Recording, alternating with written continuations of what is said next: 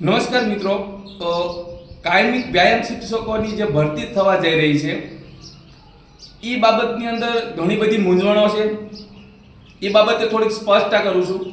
પહેલાં તો એ લોકો માટે વાત કરવા માંગુ છું કે જે લોકો નાપાસ થયા છે અથવા કોઈ સંજોગોમાં પરીક્ષા નથી આપી, એ બાબતે એ તમામ લોકોનું કહેવાનું એવું થાય છે કે કાયમિક ભરતી આવે એ પહેલાં સેટ પરીક્ષા અથવા ટાટ જેવી કોઈ પરીક્ષા લઈને અને પછી કાયમિક વ્યાયામ શિક્ષકોની ભરતી કરો. ખેલ સહાયકોની માંગણી છે કે 2023ની અંદર રાજ્ય પરીક્ષા બોર્ડે જે પરીક્ષા લીધી છે એને માન્ય રાખી અને કાયમિક ભરતી કરો. આની અંદર બે વિરોધાભાસ એ થયા છે. એક બાજુ ગુજરાતના ખેલ સહાયકો અને એક બાજુ વ્યાયામની ડિગ્રી ધરાવતા તમામ કેન્ડિડેટો,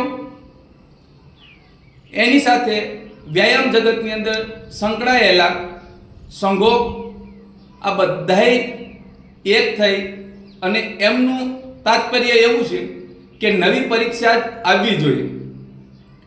હવે એક ઉદાહરણ તમને આપું કે આ હમણાં જ બનેલું ઉદાહરણ તમને આપું કે નીટની પરીક્ષાની અંદર પેપર ફૂટ્યું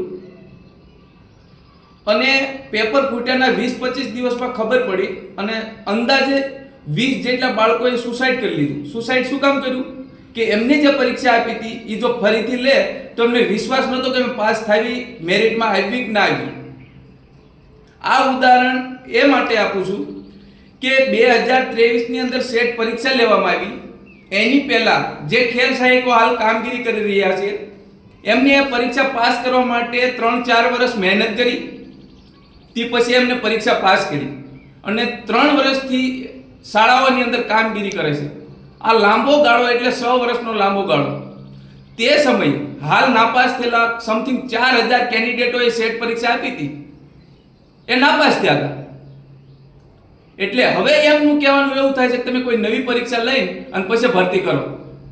મેં તમને નીટનું ઉદાહરણ આપ્યું કે તમે જો 20 દિવસમાં નાસી પાસ થઈને સુસાઇડ કરી લેતા હોય તો અત્યારે 17-18 વર્ષથી વ્યાયામ શિક્ષકોની ભરતી નથી થઈ, 3-4 વર્ષ મહેનત કરી હોય, 3 વર્ષથી કામ કરે છે અને હવે એ પરીક્ષા દેવા જાય તો એ શક્ય નથી.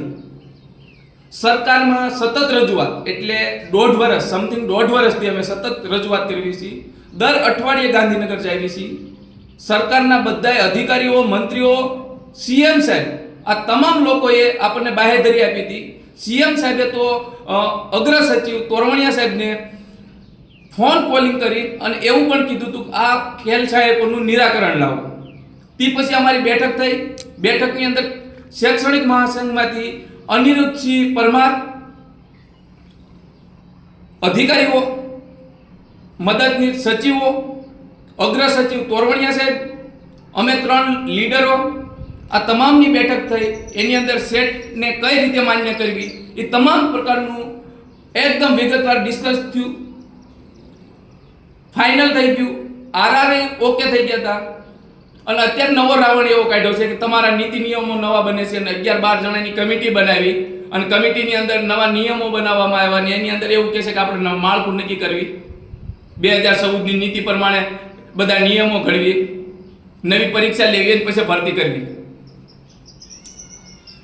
વચ્ચે એ જ કહું કે આ પરીક્ષા માન્ય તમે સેટ રાખવાની જે ના પાડો છો, હજે કહું છું, સોશિયલ મીડિયાની અંદર અમારો વિડીયો જાય કે રાજ્ય પરીક્ષા બોર્ડે અથવા કોઈ પણ વિભાગે ગુજરાતની અંદર હાલ 7 થી 8 લાખ વ્યક્તિઓ કરાર આધારિત નોકરી કરે છે. જેમાં ગુજરાતની અંદર જે આ 1600 ખેલ સહાયક કામગીરી કરે છે અને એને રાજ્ય પરીક્ષા બોર્ડે પરીક્ષા લીધી, મેરિટ બનાવ્યું, ડોક્યુમેન્ટ વેરિફિકેશન રાજ્ય કક્ષાએથી કર્યું અને તે પછી અમારી નિમણૂક કરી છે, તો એ લોકોની એવી કોઈ પણ પરીક્ષા લેવામાં નથી આવી. એટલે એ વિરોધ નથી કરતા. અમારી આ પરીક્ષા લેવામાં આવી છે એટલે અમે વિરોધ કરવી છે. અને અમારી જે માંગણી, મુખ્ય માંગણી છે એ બે મુખ્ય માંગણી છે. એક, સેટની અંદર જ કાયમી ભરતી થવી જોઈએ. થવી જોઈએ નહીં, થશે જ, આ ફાઇનલ. બીજું કે સીએમ સાહેબ સાથે અમારી બેઠક થઈ ત્યારે ફાઇનલ કીધેલું છે કે જે કેન્ડિડેટ, જે ખેલ સહાયકો અત્યારે હાલ કામગીરી કરી રહ્યા છે એની કાયમિક ભરતી, કાયમિક વ્યાયામ શિક્ષકોની ભરતી ગમે એટલા સમય પછી આવે એને ઉંમરની બાદ નહીં રહે. આ અમારા મુખ્ય મુદ્દા છે. ડિગ્રી બાબતે છે એ NCERT માન્ય જે ડિગ્રી હશે એ લાગુ પડશે. એની અંદર હું નહીં આવતો અને મને નોકરી નહીં મળે તો ચાલશે. પણ મહત્વની જે વાત છે એ આ બે ઉંમર અને સેટ પરીક્ષા એની ઉપર જ ભરતી થવી જોઈએ અને એના ઉપર જ થવી જોઈએ. આ ફાઇનલ છે. અને એના માટે આગળ ભવિષ્યની અંદર અમારે જે પણ નિર્ણયો લેવા પડશે એ લઈશું અને નિર્ણયો લઈશું એ ફાઇનલ છે. પણ વ્યાયામ શિક્ષકોની ભરતી જ્યાં સુધી સેટ પરીક્ષાનો નિર્ણય નહીં આવે ત્યાં સુધી તો વ્યાયામ શિક્ષકની ભરતી થવા નહીં દઈએ. આ ફાઇનલ છે. જેમને પણ કોઈ ગંભીર પ્રોબ્લેમ હોય, સમસ્યા હોય કોઈ બાબતે, વ્યાયામની ભરતી બાબતે બહારના લોકોને, તો ચોક્કસ મને કોલ મેસેજ કરી અને જાણ કરજો. ધન્યવાદ.